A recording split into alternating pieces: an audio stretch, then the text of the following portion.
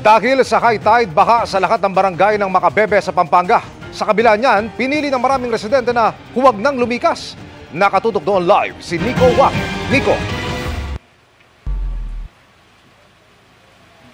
Emil, lahat ng 25 barangay dito sa Makabebe, Pampanga ay lubog na nga sa baha. Ayon yan sa kanilang MDRRMO, pero marami sa mga residente ang hindi na lumikas dahil sanay na.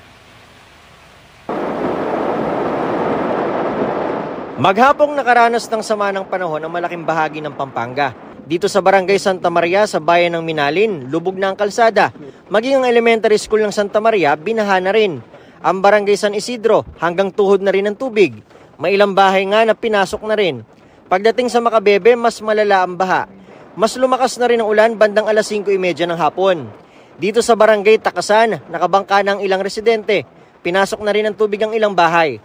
Pero marami sa mga residente ay hindi na lumilikas. Sanay na po kami sa ganito. Ayun po, nagtataas na mga gamit. May ilang residente naman na inunang asikasuhin ng kanilang mga fish pond, gaya ni Eddie. Ito, puro ba?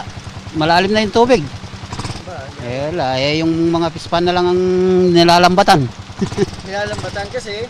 Lumalabas yung mga pakawalang talapia at saka ipon. Ang ibang tilapia, inuwi na lang nila para may maiulam. Ayon sa MDRRMO na Makabebe, Pampanga, ay lahat ng 25 barangay nila rito ay lubog na sa baha. Ang dahilan niyan ay ang naitala nilang mahigit 4 na metrong high tide na ayon sa kanila ay mas tataas pa. Unang-una po, we are kaulahing town po, no? Sa coastal town po kami ng Pampanga, kasama po namin itong bayan ng Masantol at Sasmuan.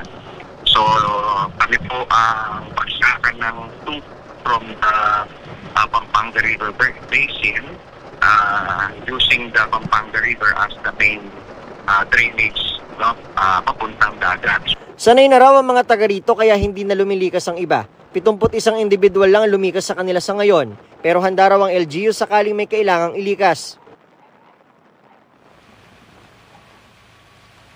Emil, hanggang sa ngayon ay tuloy-tuloy at malakas ang ulan dito sa Makabebe, Pampanga. Kaya naman yung ilog dito sa aking likuran ay umapaw na rin at halos kapantay na ng kalsada. Kaya naman ang barangay naka-standby sakali mang may gustong lumikas. Yan muna ang latest. Balik sa inyo. Maraming salamat, Nico Wahe.